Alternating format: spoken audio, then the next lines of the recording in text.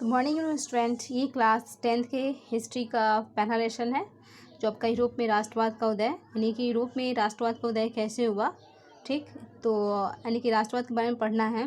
तो हिस्ट्री जो इतिहास जो हम लोग पढ़ते हैं तो उसमें बहुत ही बड़ा बड़ा क्या प्रश्न का उत्तर लिखना पड़ता है, लेकिन उतना बड़ा बड़ा जो प्रश्न है वो रिमेंबर नहीं हो पाता है। ठीक, तो कुछ ऐसे बच्चे हैं जिसको उसको याद करते हैं। तो इतिहास एक ऐसा विषय है जो रटने वाली विषय नहीं होती है। यदि आप इसको समझकर पढ़ते हैं और स्टडी करते हैं तो आप किसी भी प्रश्न का आसानी से उसका उत्तर लेखन कर सकते हैं, आंसर राइटिंग कर सकते हैं। ठीक, तो चलते हैं हम लोग अपने टॉपिक पे। ये आपका टॉपिक वाइज दिया है। यदि आपको टॉपिक यदि आपको टॉपिक आपको माइंड में क्लियर हो जाएगा तो आप एक बार इसको समझ जाएंगे तो आप आसानी से इसे क्या कर आप डिफाइन कर सकते हैं। ठीक है, तो पहला हमारा टॉपिक है राष्ट्रवाद। तो राष्ट्रवाद क्या होता है? ठीक है, तो राष्ट्रवाद अपने देश के प्रति लगाव की भावना को राष्ट्रवाद कहा जाता है। ठीक, यानी कि जब कोई इंसान बिना अपना फ़ायदा देखे अपने देश की भलाई के बारे में सोचने लगे, अपने देश के बारे में सोचने लगे, तो इस तरह के जो इंसान को क्या कहा जाता है? इस तरह इंसान को राष्ट्रवादी कहा जाता है। ठीक, और उसके अंदर जो पनपने वाला जो भावना होता है ना, राष्ट्रवाद का जो भावना होता है उसे हम राष्ट्रवाद कहते हैं।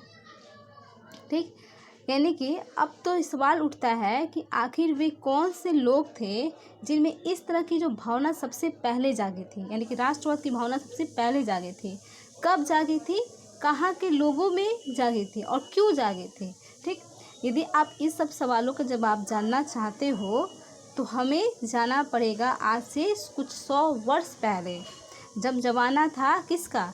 जब जमाना था राजा महाराजाओं का। ठीक, जो पूरी दुनिया उन्हीं पर क्या था? कब्जा था, नहीं पूरी दुनिया पर कब्जा राजा महाराजाओं का था। ठीक, यानी कि उस समय किसी भी प्रकार कोई देश नाम का कोई चीज़ हुआ नहीं करती थी। ठीक, बस एक क्षेत्र होता था, उस क्षेत्र पर केवल एक ही इंसान राज करता था और वो इंसान क्या कहलाता था? वो इंसान आपका राजा कहलाता था। ठीक, तो आप सोच रहे होंगे कि राजा क्या होता है। ठीक, तो राजा सर्वस्वर होता था। ठीक है, तो सर्वस्वर का मीन्स क्या होता है? उसका सर्वस्वर क्या किसे किसे किसे कहते हैं? तो राजा जो बोल दिया, ठीक है, वही कानून है। वो किसी का कोई मशवरा नहीं लेगा, जो बोलता है हर किसी को मानना पड़ेगा, यदि उसे कोई रोक टोक नहीं कर सकता। जब इतना पावर किसी के पास मिल जाए तो वही राजा कहलाता है। नहीं, इतना पावर जिसके पास होगा वही राजा कहलाता है। ठीक, अब यानी कि जो अब राजा भी बहुत कुछ ऐसे थे जो अच्छे थे, जो अपनी प्रजा को पूरा ख्याल रखते थे। जब अपनी प्रजा को ख्याल रखेंगे तो बदले में राजा भी क्या उन्हें पागलों की तरह प्यार करते थे। लेकिन उन्हीं में से कुछ राजा ऐसे थे जो निरंकुश और दुराचारी थे। उन्हें अपने प्रजा से कोई मतलब नहीं था, उन्हें किसी प्रकार से लेन देन नहीं था, बस अपना सुख समृद्धि से मतलब था। वे अपनी सुख समृद्धि के लिए प्रजा का बेहिसाब दोहन करते थे, बहुत ही अत्याचार करते थे, प्रजा को तरह तरह से यातना देते थे। अब यहाँ पर यातना जो शब्द आ रहा है, यातना का मतलब क्या होता है? यानी कि उन पर, यानी कि जो प्रजा है, प्रजा पर ज़्यादा से ज़्यादा टैक्स लगा देना, कर लगा देना। यानी जैसे मान लो खेत में बारिश हुआ तो बारिश हो या ना हो, फसल हो या ना हो, उन्हें क्या होता है? टैक्स, माने उस ज़मीन का टैक्स देना ही पड़ेगा। फलस्वरूप जो उत्पादन हुआ है उसे भी देना पड़ेगा।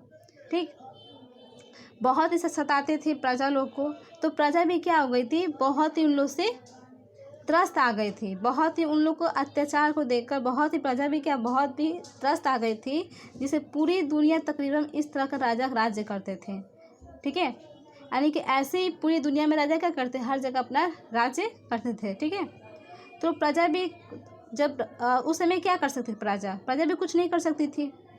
जैसे कि मान लो कि जैसे आज के डेट में हम लोग क्या करते हैं, हम अपने क्या करते, हमारे द्वारा जो भी चुना के जो नेता होता है तो जो भी नेता होता है तो हमारे लिए क्या काम जब नहीं करता तो उसे अगले इलेक्शन में हम लोग वोट नहीं देते, ठीक।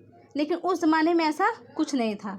अगर राजा खराब है तो उसे आप हटा नहीं सकते हो, वे जब तक मर न जाए तब तक वो राजा ही रहेगा। राजा के मरने के बाद यानी वो राजा ही रहेगा, यानी उसकी सत्ता समाप्त नहीं रहेगी, ठीक है। लेकिन उसकी सत्ता समाप्त नहीं रहेगी मतलब आप अपनी प्रजा आप अपनी राजा को स्वयं चुन नहीं सकते हो, यानी अपना प्रतिनिधि आप स्वयं नहीं चुन सकते हो, अपना राजा खुद नहीं चुन सकते हो। यानी राजा का जन्मसिद्ध से अधिकार है कि यदि वो मर जाए तो उसका बेटा ही राजा बनेगा। अब चाहे बेटा कितना अयोग्य क्यों ना हो, कितना दुराचारी क्यों ना हो, कितना निरंकुश क्यों ना हो, यानी उसका बेटा ही क्या बनेगा, यानी उसके वंश का ही कोई राजा बनेगा और उसे आप प्रजा क्या करेगा, झेलेगा। और इस प्रकार जो शासन व्यवस्था में लोग का असंतोष था, क्रूर था, लोगों में गुस्सा था, लोग चाहते थे कि इस व्यवस्था को बदल दे, लेकिन ऐसा व्यवस्था नहीं हो पाया। और इसी प्रकार से आपका ये तर्क, आपका डिफिनीसन जो भी विश्लेषण मैं की तो ये सिर्फ राष्ट्रवाद को समझने के लिए की, ठीक है। और इसी प्रकार का जो व्यवस्था था वो फ्रांस में एक राजा था लुई सोलहवां, ठीक है, जो बुर्बोन राजवंश से आता था, ठीक है। मैं वीडियो को यहीं पॉज कर रही हूँ, आगे का इसका स्टोरी नेक्स्ट वीडियो में।